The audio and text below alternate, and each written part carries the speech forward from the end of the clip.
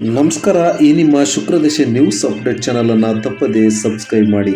ನಾನು ಸಂಪಾದಕ ಎಂ ರಾಜಪ್ಪ ವ್ಯಾಸನಹಳ್ಳಿ. ಖಾತ್ರಿ ಯೋಜನೆಗೆ ರಾಜಕೀಯ ಬಣ್ಣ ಲೇಪನ ಸರಿಯಲ್ಲ ಎಂದು ಶಾಸಕ ಬಿ ದೇವೇಂದ್ರಪ್ಪ ಕೇಂದ್ರ ಸರ್ಕಾರದ ವಿರುದ್ಧ ವಾಗ್ದಾಳಿ ನಡೆಸಿದ್ದಾರೆ. ಜಗಳೂರು ತಾಲೂಕಿನ ಅಸ್ಕೂರು ಗ್ರಾಮದಲ್ಲಿ 20 ಲಕ್ಷ ರುಗಳಲ್ಲಿ ಗ್ರಾಮ ಪಂಚಾಯಿತಿ ನೂತನ ಕಟ್ಟಡ ಶಂಕುಸ್ಥಾಪನೆ ಕಾರ್ಯಕ್ರಮದಲ್ಲಿ ಭಾಗವಹಿಸಿ ಅವರು ಕೇಂದ್ರ ಸರ್ಕಾರದ ವಿರುದ್ಧ ವಾಗ್ದಾಳಿ ನಡೆಸಿದ್ದಾರೆ.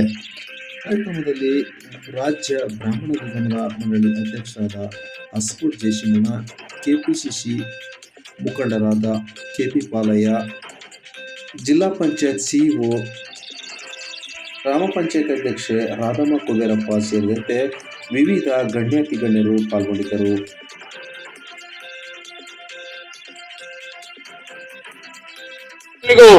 ಖಾತ್ರಿಯಾಗಿರ್ತಕ್ಕಂಥ ಕೆಲಸ ಬೇಕಾಗಿತ್ತು. ಅದಕ್ಕೇ ಉದ್ಯೋಗ ಖಾತ್ರಿ ಅನ್ನಂತ ಕಾರ್ಯಕ್ರಮವನ್ನ ಇವತ್ತು ನಾವು ನರೇಗಾ ಅಡಿಯಲ್ಲಿ ಗಾಂಧೀಜಿಯವರ ಹೆಸರಿನಲ್ಲಿ ಮಾಡುವಂತ ಒಂದು ಕಾರ್ಯಕ್ರಮವನ್ನ ಇವತ್ತು ಕೇಂದ್ರ ಸರ್ಕಾರಗಳು ಅದಕ್ಕೆ ಬಣ್ಣ ಲೇಪನವನ್ನ ಬದಲಿ ಮಾಡಿ ಇವತ್ತು ಸುಮಾರು ಎಲ್ಲ ಏನು ಈ ಒಂದು ಬಿಜೆಪಿಯೇತರ ಸರ್ಕಾರದಲ್ಲಿ ಇರ್ತಕ್ಕಂಥ ರಾಜ್ಯಗಳು ಒಕ್ಕೊರಲಿನಿಂದ ಇವತ್ತು ಅದನ್ನು ನಾವು ಖಂಡಿಸ್ತಾ ಇದ್ದೀವಿ.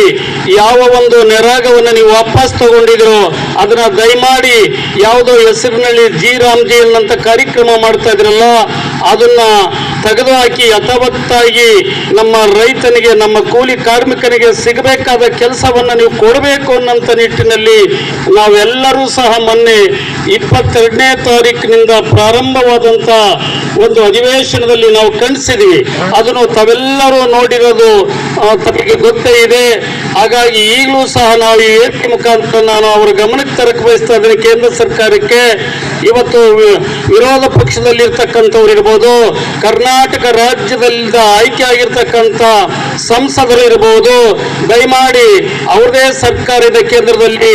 ಆ ಸರ್ಕಾರದ ಗಮನವನ್ನ ಇವತ್ತು ಎಲ್ಲ ನಾಗರಿಕರು ಸರ್ವ ಜನಾಂಗದ ಶಾಂತಿಯ ತೋಟ ಅನ್ನೋ ನಿಟ್ಟಿನಲ್ಲಿ ನಾವೆಲ್ಲರೂ ಸೋದರರಾಗಿ ಬಾಳಬೇಕು ಅನ್ನೋದಾದ್ರೆ ಇವತ್ತು ಅಂತ ಯೋಜನೆಗಳು ನಾವು ರಾಜಕೀಯ ಲೇಪನವನ್ನು ಮಾಡದೆ ಬಡವರ ಹಿತಾಸಕ್ತಿಯನ್ನು ಕಾಡಂತ ಒಂದು ಕೆಲಸಕ್ಕೆ ಯಾರೇ ಇರಲಿ ಅಂಥವನ್ನ ನಾವು ಉಳಿಸಬೇಕಾಗ್ತದೆ, ಬೆಳೆಸಬೇಕಾಗ್ತದೆ. ಹಾಗಾದಾಗ ಮಾತ್ರ ಏನು ರಾಮರಾಜ್ಯದ ಕನಸನ್ನು ಏನು ಮಹಾತ್ಮ ಗಾಂಧೀಜಿ ಅವರು ಕಂಡಿದರು ಅದು ಯಶಸ್ವಿ ಆಗ್ತದೆ ಅನ್ನೋ ಮಾತನ್ನು ಹೇಳಕ್ಕೆ ಬಯಸಿ ಇವತ್ತು ನಾವು ಬಹಳ ಸಂತೋಷವಾಗಿ ಈ ಗ್ರಾಮಕ್ಕೆ ಬಂದ ನಂತರ ಒಂದು ಬೆಳಗಿನ ವಿಸಿಟ್ ಅಲ್ಲಿ ನಾನು ಕೇಳಿದೆ ಸದಸ್ಯರಿಗೆ, ಅಧ್ಯಕ್ಷರಿಗೆ ಗ್ರಾಮ ಪಂಚಾಯತಿ ಎಲ್ಲಿದೆ ಅಂತ. ಇಲ್ಲೇ ಈ ಸರ್ಕಲ್ ಅಲ್ಲಿ ಬಂದ ನಂತರ ಅವ್ರಿಗೆ ಹೇಳಿದ್ರು, ಸರ್ ಗ್ರಾಮ ಪಂಚಾಯತ್ ಇಲ್ಲೇ ಇತ್ತು, 2 ವರ್ಷ ಹಿಂದೆನೋ ಕಟ್ಟಡ ಡಿಮಾಲಿಷನ್ ಆಗಿದೆ. ಸದ್ಯಕ್ಕೆ ನಾವು ಆ ಒಂದು ಸಮುದಾಯ ಭವನದಲ್ಲಿ ಬೇರೆ ಕಡೆ ಅಂಗನವಾಡಿ, ಬೇರೆ ಕಡೆ ಗ್ರಾಮ ಪಂಚಾಯತ್ ನಡೆಸ್ತಾ ಇದೀವಿ ಅಂತ ನಾನು ಕೇಳಿದೆ ಅವ್ರಿಗೆ. ಆಯ್ತು ಸರಿ, ನಾವು ನೋಡೋಣ, ಅಲ್ಲೇ ಹೋಗಿ ನೋಡೋಣ ಗ್ರಾಮ ಪಂಚಾಯತ್ ವಿಸಿಟ್ ಮಾಡಿ ಅಂತ. ಸೊ ಅಲ್ಲಿ